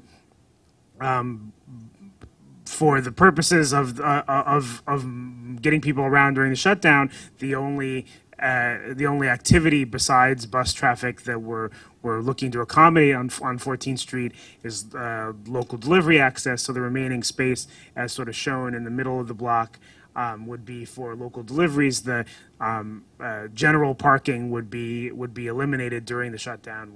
We don't think that there's adequate space for it on 14th Street during this point because of the necessity for both bus and pedestrian space. And as I mentioned, accessorized vehicles, emergency vehicles, local access would still be accommodated on 14th Street. The one kind of complicated layer on top of this is that we do need to continue to allow access to the 3 private parking garages on 14th Street. That will have to be a combination of using the bus lane cameras in a well-placed and logical manner and making sure that the NYPD presence on 14th Street is useful for communicating the options for accessing those garages to people that are looking to park there. Again, the duration, during the day of the busway is still something we're seeking public comment on. Similar to the HOV 3 plan on the Williamsburg Bridge, there's a pretty much all day long need on 14th Street for accommodating the increased bus ridership. The orange line here shows hour by hour the projected ridership, including nearly 10,000 people in the hour between 8 and 9 a.m. And the projections are basically higher at all hours of the day than they are at any time now. So that's the reality we're looking to deal with. If we make a bus lane policy or a busway policy that turns on and off a number of times over the course of the day, it's again harder to communicate how that works and how to enforce it and all of those details.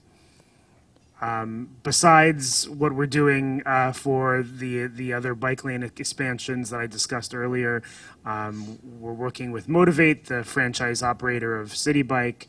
They're looking to provide sort of a densification of stations along the 13th Street corridor and potentially in Brooklyn, particularly in the vicinity of Union Square, the University Place, creating a space for these sort of large installations, like you see this example around that sort of surrounds the Bowling Green subway station. Okay, so now on to the ferry, which is kind of the final component of mitigation service we'll talk about. The ferry will use the pre-existing pier on North 5th Street on the Williamsburg side and travel to the newly constructed East 20th Stuyvesant Cove ferry terminal that the New York City Economic Development Corporation is constructing as part of their NYC ferry network. The current proposed service hours are weekdays and Sundays from 6 a.m. to midnight, Friday and Saturday 6 a.m. to to 2 a.m. During the rush periods, we plan on having 8 boats an hour, carrying up to 1,200 people per direction. At East 20th Street, the fares will be integrated with the M14 SBS and M23 SBS, so the new M14 SBS and the existing M23 SBS. And yes, the fares will be integrated with the New York City Transit fare, so you can use your Metro card to utilize the ferries. The transfers to those buses will be, or the M14 SBS, will be facilitated at a temporary bus terminal underneath the FDR that'll be constructed. And we continue to coordinate with the New York City EDC, DOT, and the New York Parks Department for planning and delivering this ferry service. So in summary, these are all of the alternate services that we've went through today. We see a lot of the thickened lines that highlight the other subway paths that people will migrate towards, calling out the specific 3 out-of-system MetroCard transfers at Junius Livonia, Hughes Broadway, or Lorimer Broadway between the G and the JMZ, and then also 21st Street and Hunters Point Avenue, including the 3 interborough temporary bus routes, the interborough ferry, and then the M14 SBS crosstown route overlaid on top of the existing M14 A and D. So that's really kind of in our current plan so far what the alternate services look like. So next steps for this project. Through 2020, continue to see construction at street level. That's already ongoing. Right now, winter 2018, we've been going out to the community, as I mentioned, with presenting this conceptual plan and soliciting feedback. Through the spring, we'll continue to refine this plan based off of the feedback we've heard. And also in the spring, we should note the M resumes full service. Phase 2 of the Myrtle Viaduct reconstruction project will wrap up. So that'll be exciting that the M service will resume. Starting in summer and into fall, you'll start to see some of the construction for street modifications on 14th Street, maybe on the Williamsburg Bridge or Grand Street areas. Leading into the project, leading into April 2019, we will have multiple weekend and overnight L closures to support the start of this project. By winter of 2019, the street-level construction and modifications for SBS, fare machine siting, and things like that should be completed. And then in April, the Canarsie Tunnel closes and the alternate service plan begins. So that was the presentation we wanted to share today.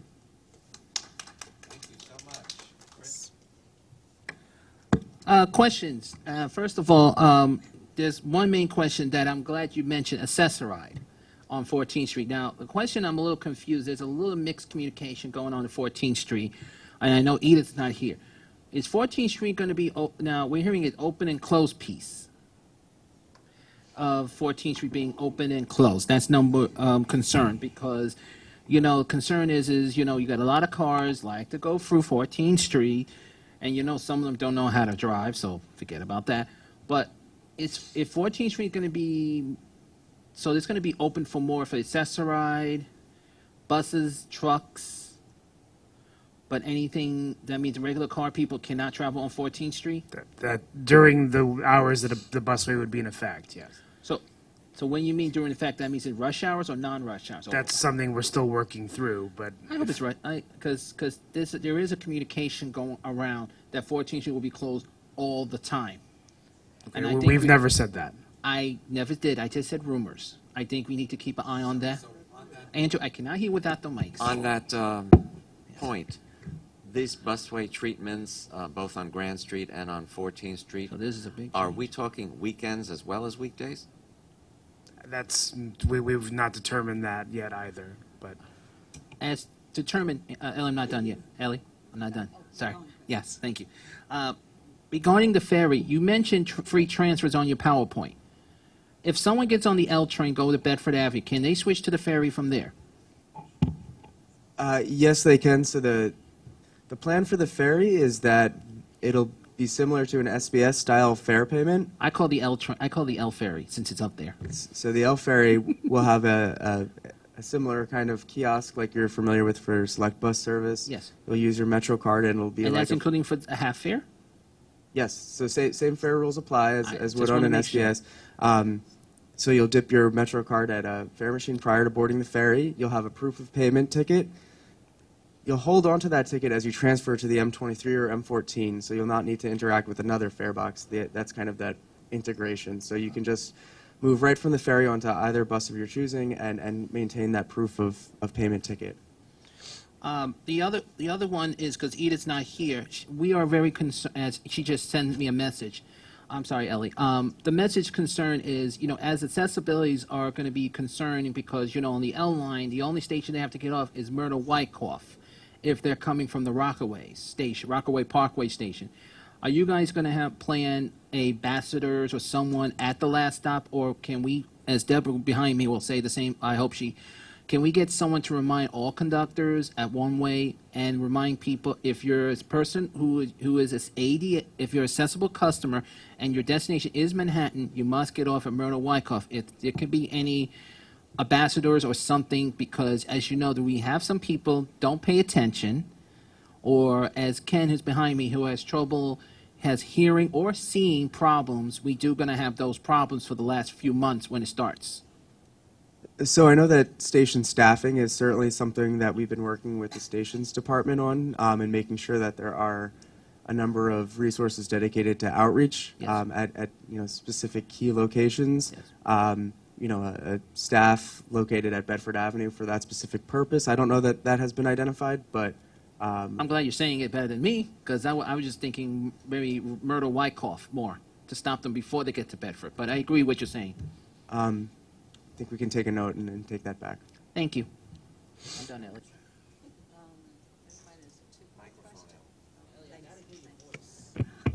I have a two-part question, I think, and I'm sorry if you covered it when I was out of the room. How much of the traffic on 14th Street is from deliveries? And then the second part is, are you working with the primary deliverers, if there are large companies that you can sector out? And I thought even having people on the street that help them do the deliveries to, unload and go, and transfer to, if you're concerned that deliveries intertwined with the buses is going to slow up the process. So I think that we're most concerned about the general traffic on 14th Street being the hindrance to buses. We know that ours is a city without alleys, so we can't just say you Right. can't make deliveries Exactly. on 14th Street. We need to still allow that to happen. And so, in the vicinity of Union Square, there's a lot of national retailers, and they're more receptive to talk about off-hour deliveries and those kinds of strategies. We're going to be working with some of them and trying to get some of those activities to take place overnight or at other off hours. But when you're talking about That's small... why I was wondering percentage, how those are broken out of types of vehicles using 14th Street now. Did you have a slide on that? We don't have a slide on that, but the number of local truck trips is not a dramatic percentage of the overall traffic on 14th Street now. And so what are the breakouts? I can't rattle them off the top of my head, but most of the traffic is either through truck trips or buses, frankly. I think it might be a helpful thing to understand.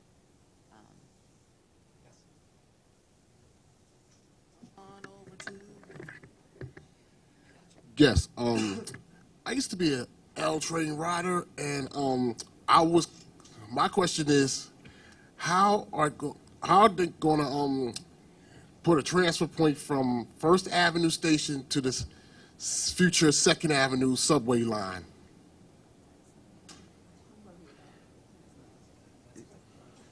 Yeah, we're in phase 2 of Second Avenue subway design, and that would be phase 3 and 4. So that's, I guess, perhaps of a premature question. Yes, and I also was considering they should move being that they're gonna turn N14 to a select bus service. I was considering if they moved the First Avenue stop. I was considering they move it over on, like going towards the west side. They should move it. They should move it from Far side. yeah, Move it to the far side. going towards the west side. They should move it from that side of that side where you transfer to the M15 at. Going uptown, they should take that bus stop, remove that bus stop, discontinue that bus stop, and put it right over there. So it'd be better for people to go between First Ave and Second Avenue. So a lot of the people that are using the westbound stop at First Avenue are transferring or are originating in Stuytowns relative to the people of the west. So there's certainly more space on the other side of First Avenue for a bus stop, but the demand is on the east side of the street. So that's sort of what we're aiming for still, unfortunately.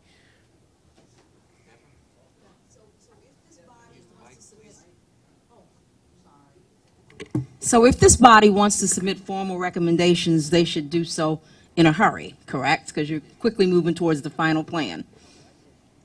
Yes. Okay, so I just wanted Andrew and Bill to hear that, if you have any formal recommendations as a group.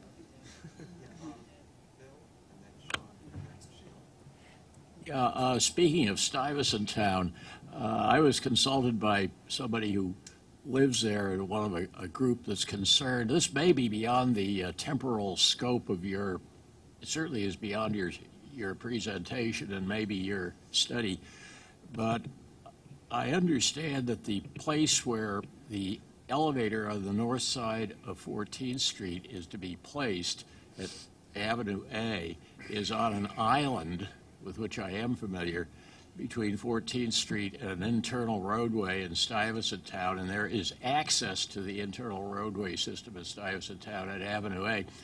And they are concerned that this is already a very dangerous intersection, particularly for the sorts of people who would be reliant on elevators to get down to the up and down into the sub.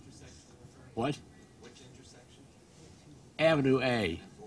At 14th, that's where the elevators for the east end of the First Avenue station are to go for other reasons, which I convinced them this is where they really got to go.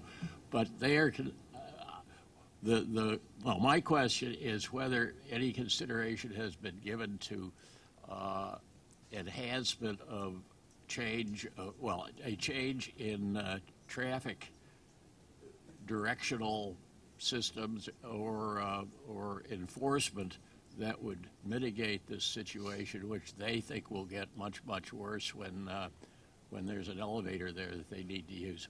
So we've spoken to I believe the woman that you've spoken to a number of times about this issue. She's very very persistent about it. I think you're right that it's a little bit too soon to weigh in on that subject now.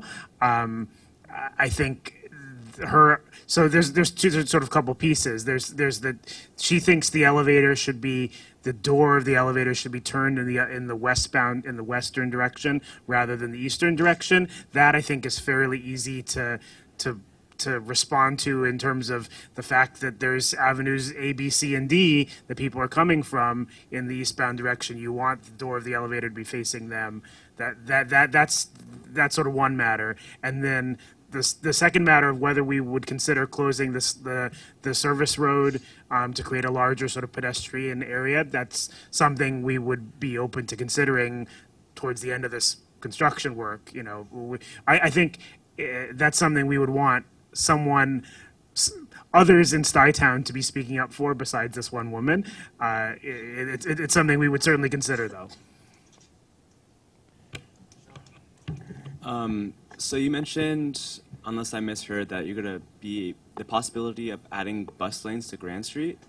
Is that correct? Yes. So does that mean that there are not going to be, cars are not going to be allowed on Grand Street? Because as far as I can remember, it's only one travel lane in each direction, right?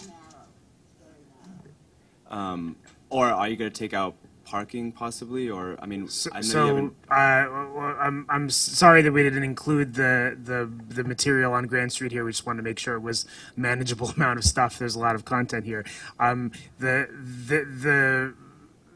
mentioned that we're trying to do priority for buses and as well as bike lanes.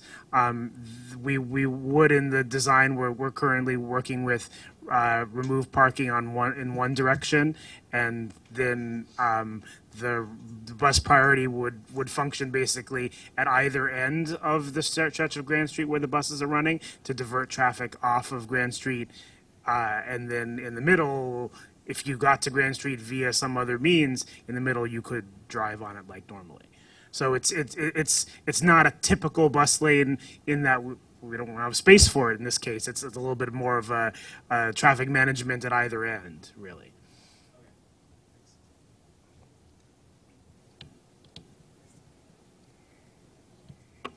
Hello.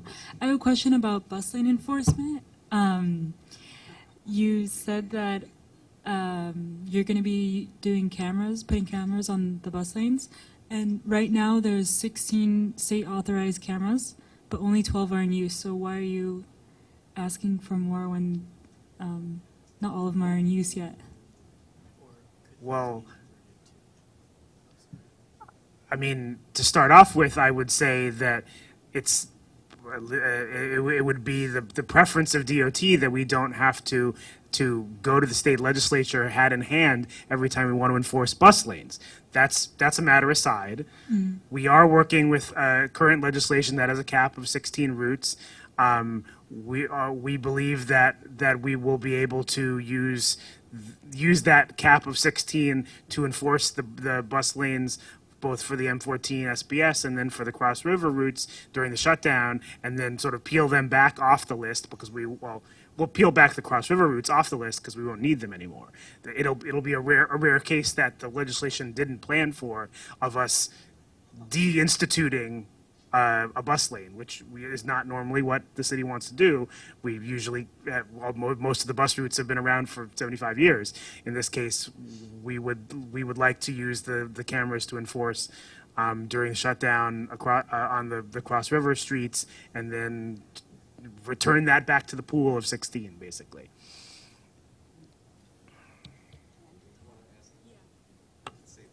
And for the cameras, are you going to be using them on the Brooklyn and the Manhattan side?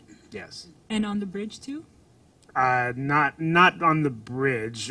That's a separate authorization to potentially do HOV enforcement, separate technology, separate violation type that we're seeking approval in Albany for. Okay, thank you. Sorry for coming late. I was just finishing a shift. Okay. Let's get to the Sorry, I came late today. I was finishing shift at Macy's. But I have a simple question. You say you're going to implement SBS along the M14, like another route along the A and the D, right, to run along? Is that only temporarily, or once the L tunnel's finished, is the SBS going to be eliminated, or just like or the ferry's going to be eliminated? I'm just so we've issued planning studies for several years that have included SBS on 14th Street. I think that, during the shutdown, there will be the M14A, the M14D, and M14 SBS. After the shutdown, some of those things will remain, and they'll all look like SBS. That's the idea. That there would be off-board fare payment, there would be bus priority. It would all look different than what it looks like now, because this is a much more aggressive version for dealing with a more serious problem. But we would like to have SBS on 14th Street in some flavor that probably involves taking a fresh look at the A and the D. Oh, and one more thing. On the Brooklyn side of the ferry, the 20th Street ferry, is it possible to run like buses, like shuttle buses from North 7th Street all the way to like the subway stop at Bedford Avenue? Because then people just have to walk if there's nothing. So, yeah, we already spoke to that a little bit, but we don't expect that to be a time-competitive way for people to travel.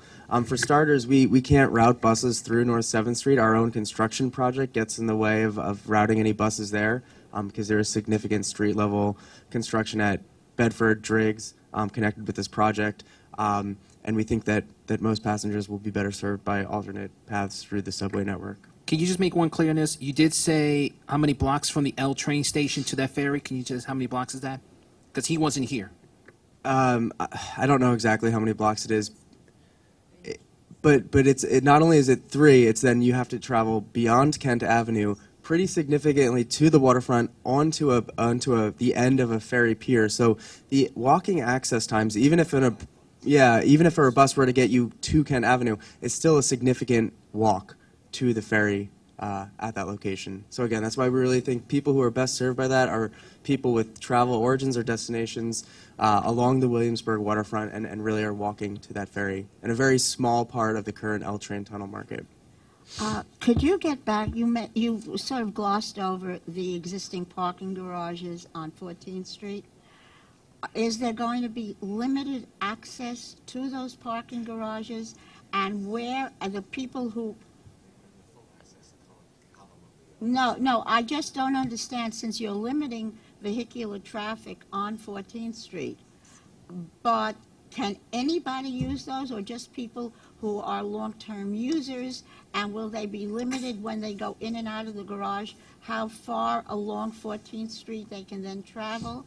Because otherwise, it seems to me, if you're just going to let people go in and out of those garages, that you're sort of abrogating the whole idea of having limited cars traffic, vehicular traffic, on 14th Street. There seems to be a contradiction of terms. So yes, we do need to make sure that that the access to those private garages isn't applied as some kind of loophole to allow every car to be able to drive on 14th Street. So the current makeup of those parking garages is a mix of monthly parkers and day rate parkers, and we would continue to allow day rate parkers to choose to access it. But yes, we do want to make clear that your access point to that garage and then exiting that garage does not involve being allowed to drive on 14th Street for many blocks. But how are you going to limit that if you're going to allow day rate parkers?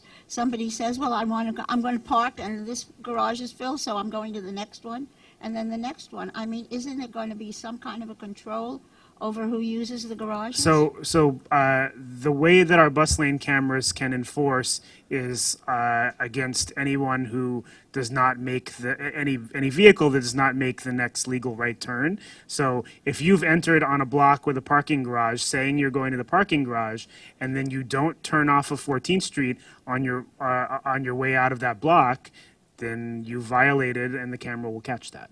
Who are you going to say it to? I mean, no one in the ideal version of this, no one is saying this to every single parking garage parker in every case. The rules apply to everyone the same. The only difference is that we have to make sure that on a given block that we don't give someone a bus lane violation for entering that block in a private vehicle and it going to a parking garage. It's complicated. Don't get me wrong. It's beyond complicated, and I don't see how it's going to be enforced unless you had some kind of an agreement with the parking garages just for their regular customers, that you limited the number of people that were going in. I'll repeat that if you enter a block and drive on the block as any kind of vehicle accessing a parking garage or not, and then do not make the next right turn, you will be given a bus lane camera violation. So if you... Do we have any idea what, is that a fee? Yes. It's a fine? Yes. Yeah, it's probably very similar to how they're enforcing bus lanes right now, that where you have to make the first legal turn. It's the same. It's the same kind of, yeah, I mean, that's... If there ever was an oxymoron, is they're talking about how they're enforcing the bus lanes right now. Talk to your state legislator and get them to No, but I'm just saying that's why I'm asking if they have any enforcement for these parking garages. Well, I didn't know if it would possibly help for this group to possibly, if you guys are interested in doing so, is to, is it on? Is to write a resolution in support of legislation to get cameras on either side in Manhattan and Brooklyn, and then also on the bridge itself, if this body would want to do that, and if that would be helpful to you. Yes. I mean, we believe we have authorization for the cameras already for the bus lanes. For the HOV, that is an open matter in Albany right now. If it's something that, you know, this body wants to support, that would you know, carry some weight. Excuse me, Andrew, before Bert leaves, can we make a motion on that? Well, it still makes, because we have a quorum still, can we please make a motion, whatever the letter you guys first fix, can we make a motion to approve it? Yes, we'll send you the actual language, but. Can we vote on it, please, in front of them? I can't, hold on. I just made a motion. I need a second. I think the spirit of it was a motion to support the efforts of New York City to obtain authorization to use camera enforcement of HOV lanes. Well, Cameras. I mean, I think, Aaron, didn't you indicate that you have sufficient authorization for bus lane cameras? We would support expanded authorization for more bus lane cameras. Okay, well, then You know, okay. that's not make or break for the L train shutdown, but for the full SBS program, absolutely. Exactly. All right, you've all heard the resolution. All those in favor? Aye.